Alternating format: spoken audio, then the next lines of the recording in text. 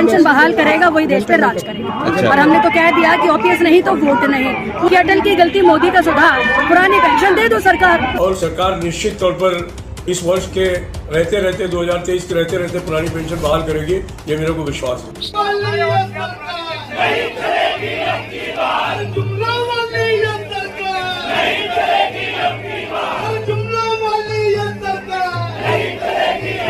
5 राज्यों में ओपीएस का समर्थन किया, ओपीएस की सरकार बनती है तो मैं आपको बड़ी जिम्मेदारी से कहता हूँ 24 आपके बहुत आसान होगा, बहुत आसान होगा। ये परिणाम आपके और आपके अब दूसरों के हाथ में 5 राज्यों में पेंशन नहीं रह गई, न सत्ता के न विपक्ष के, आपके उंगलियों पे आ गई है आपका भविष्य। आपका भविष्य आपकी उंगलियों पर है। अब आप अपनी उंगलियां सही जगह लगाते हैं या नहीं लगाते, ये आपको तय करना। 1770 रुपए वाली सरकार चाहिए या 36,000 वाली सरकार चाहिए, ये आपको तय करना है। अपनी पेंशन की व्यवस्था के लिए वोट देना है या किसी और की पेंशन की व्यवस्था करना है, ये आपको तय करना है। नमस्कार दोस्तों, आप जानते हैं कि संघर्ष मेहनत के बिना आगे नहीं बढ़ता है और जीत मेहनत के बिना जीती नहीं जा सकती। उसी तरह से अगर कर्मचारियों को ओल्ड पेंशन स्कीम पुनः दोबारा लागू करवानी है या बहाल करवानी है तो कर्मचारियों को संघर्ष, मेहनत और सभी कर्मचारियों को एक साथ एकजुटता दिखानी होगी। अब मैं बताना चाहूंगा कि कितने प्रतिशत ऐसे कर्मचारी है जो कहां पर खड़े हैं। मैं बताना चाहूंगा कि 3% ऐसे कर्मचारी है जो निजीकरण का ऊपर विरोध नहीं करते हैं और 6% कर्मचारी ऐसे हैं जो एनपीएस का में विश्वास करते हैं, एनपीएस ही चाहते हैं और 35% कर्मचारी ऐसे हैं जो ओल्ड पेंशन के साथ भी जाना चाहते हैं, एनपीएस के साथ भी रहना चाहते हैं और वो वहां का वहीं रहना चाहता है, संघर्ष नहीं करना चाहता है। कुल मिलाकर 55% ऐसे कर्मचारी है जो ओल्ड पेंशन स्कीम के लिए संघर्षशील मेहनत करके अपने संगठन को मजबूत कर रहे हैं एनपीएस के खिलाफ, न्यू पेंशन के खिलाफ। अब आप सोच कर ही देखिए कि अपने दिल पर हाथ रख के बोलिए 5 बार always always always always always और दिल में अपने आप से पूछिए कि आपका संघर्ष ओल्ड पेंशन पाने के लिए वास्तव में सही है, या फिर ये भी सोच सकते हो क्या दिल आपका गवाह दे रहा है कि हमको हमारे संघर्ष पर पूर्णतः विश्वास है और ओल्ड पेंशन चालू होकर रहेगी।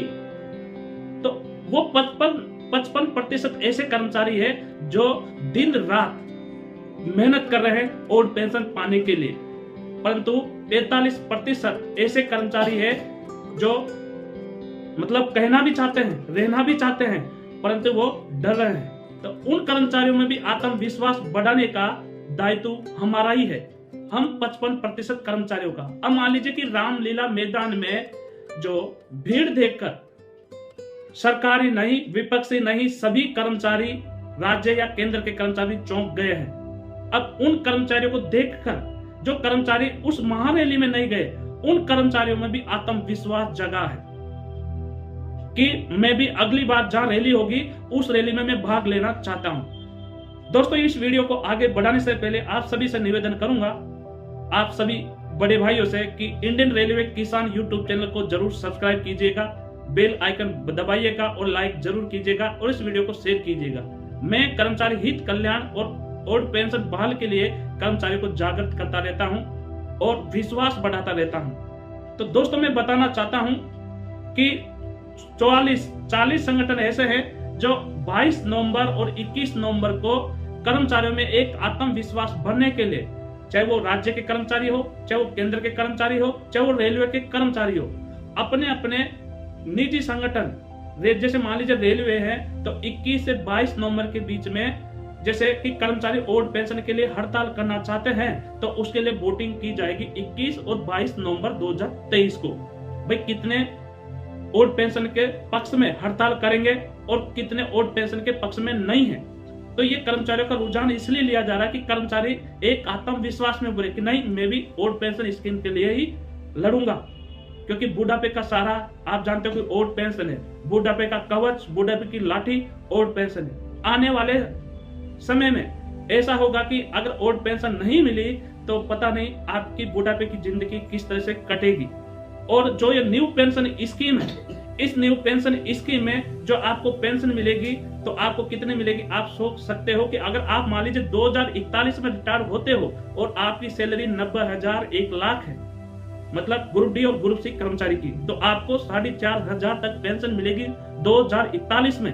तो आपका खर्च कितना बढ़ जाएगा, तो क्या खर्च आप चला पाओगे? तो इस आंदोलन में ये ऐतिहासिक आंदोलन बनेगा। जब तक संघर्ष नहीं करोगे, जब तक किसी का अधिकार हक के लिए नहीं लड़ोगे और हक के अधिकार के लिए हम संघर्ष और मेहनत नहीं करेंगे, जब तक कोई भी चीज पाना नामुमकिन सा है। तो दोस्तों, मेरा वीडियो बनाने का मकसद किसी क्षेत्रवाद, जाति या किसी पक्ष या पार्टी या सरकार के विरोध में नहीं होता है।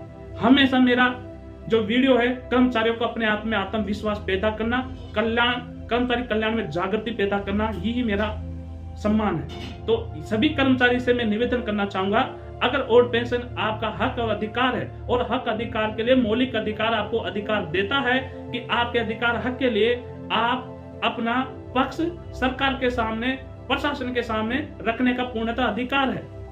तो हम तो ओल्ड पेंशन के लिए हैं, तो ओल्ड पेंशन तो कितने होंगे? अब सोचिए, अगर आप एक कर्मचारी आपकी फैमिली में 5 मेंबर है, 5 मेंबर से कितने जुड़े हुए हैं, और उन मेंबरों में भी बहुत सारे ऐसे बच्चे हैं जो सरकारी नौकरी के लिए पढ़ाई कर रहे हैं। अगर वो सरकारी नौकरी के लिए पढ़ाई करे तो वो किसका बेटा होगा? किसान का बेटा होगा, मजदूर का बेटा होगा, छोटे दुकानदार का बेटा होगा। तो वो भी यही मेहनत कर रहे हैं कि मेरा बेटा भी नौकरी लगे, और स्वयं वो पढ़ने वाला स्टूडेंट भी यही सोच रहा होगा कि मैं भी नौकरी लगूं। परंतु हमको बताना होगा कि अगर आप नौकरी लगते हो पढ़ के, तो आपको न्यू पेंशन स्कीम में आना होगा। जब कभी भी आप भविष्य में रिटायर होते हो तो आपको जो पेंशन की जो राशि मिलेगी न्यू पेंशन स्कीम की, वो इतनी मिलेगी। तो आपको भी ओल्ड पेंशन स्कीम के लिए आपको क्या करना है, तो आपका कीमती 5 साल में एक ही मत आता है, उस मत का उपयोग स्वयं के लिए, अपने परिवार के लिए, अपने हक के लिए, अपने अधिकार के लिए, अपने मौलिक अधिकार के लिए उसका प्रयोग करें। क्योंकि हम शिक्षित हैं, क्योंकि कर्मचारी और स्टूडेंट और किसान ही देश को प्रगति का रास्ता दिखाते हैं और देश को विकासशील बनाने में भी पूर्णतः योगदान होता है। कर्मचारी पूरी जिंदगी, पूरी जवानी अपनी जो देश के नाम लगा देता है। अगर उन कर्मचारियों को बुढ़ापे में 60 वर्ष के बाद नौकरी, अगर ओल्ड पेंशन नहीं मिल पाती है, तो आप सोचिए कि उनके साथ में किस तरह का समय गुजरेगा। तो ओल्ड पेंशन पाना बहुत जरूरी है। तो अब की जहां भी रैली होती है, जहां भी ओल्ड पेंशन के पक्ष में मीटिंग होती है, तो आप अपना स्वयं का मत जरूर रखिए। आपका जो भी भाषण है, आपका जो भी स्पीच है, जरूर रखिए, क्योंकि आपका योगदान लाखों कर्मचारियों का सबसे बड़ा योगदान दिला सकता है। दोस्तों, फिर मिलेंगे अगले वीडियो। जय हिंद, जय भारत।